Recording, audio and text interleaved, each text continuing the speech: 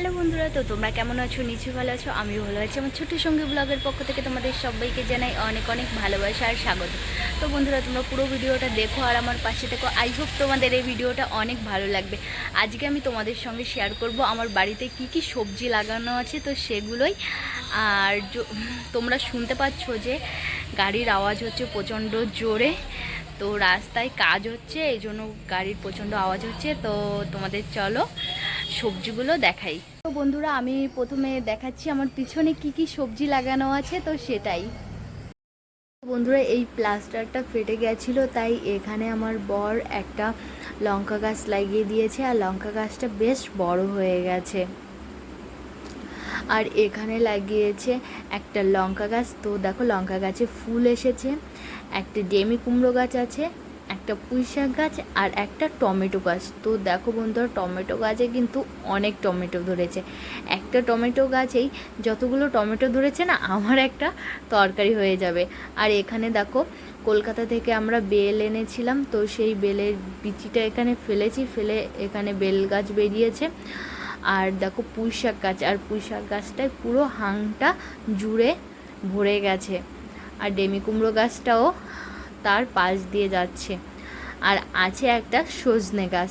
তো এই সজনে গাছটায়ও না অনেক সজনে ধরেছে। তো দেখো, এই গাছটা আমরা প্রতি বছরই কেটে দিই, তো কয়েক মাসের মধ্যে না অনেক ডালপালা হয়ে সজনে ধরে।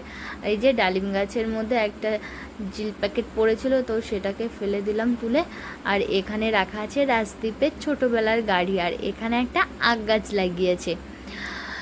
আর এখানে দেখো একটা কচু গাছ লাগানো হয়েছে। তো আমরা কচু খেয়েছিলাম, তার মুখটা এখানে পুঁতে দিয়েছিলাম, তা বেরিয়ে গেছে। আর আছে দুটো পুঁই শাক গাছ। এখানে আগের বছর আম খেয়েছিলাম, খেয়ে আরটি এখানে বর পুঁতে দিয়েছিল, তো আম গাছ বেরিয়েছে। আর এখানে একটা লঙ্কা গাছ আছে। তো বন্ধুরা, এই লঙ্কা গাছটা না 3-4 বছর বয়স হয়ে গেছে, তাও লঙ্কা দেয়।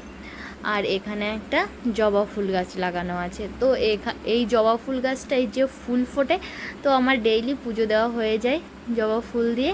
আর এখানে লাগানো আছে অ্যালোভেরা গাছ। তো বন্ধুরা, ফার্স্টে আমরা এখানে একটাই অ্যালোভেরা গাছ লাগিয়েছিলাম, এখন এতগুলো অ্যালোভেরা হয়ে গেছে। এখান দিয়ে মাঝে মধ্যে অ্যালোভেরা তুলে মুখে লাগানো হয়। আর এখানে একটা উস্তে গাছ লাগানো হয়েছে আবার।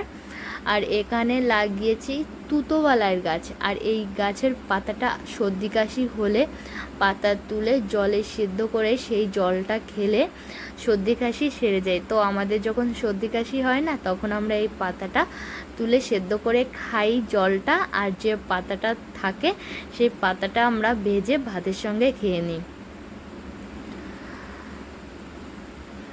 তো বাংলায় এটাকে কি বলে জানি না, আমি এখানে এসেই এই গাছটা দেখতে পেয়েছি। আর দেখো, এখানে একটা ছিম গাছ আর উস্তে গাছ লাগানো আছে। আর এই উস্তে গাছটা অনেকটা জায়গা জুড়ে হয়েছে, আর ছিম গাছে দেখো অনেকটা জায়গা জুড়ে হয়েছে, কিন্তু এখনও ফুল ফোটেনি সিম গাছে।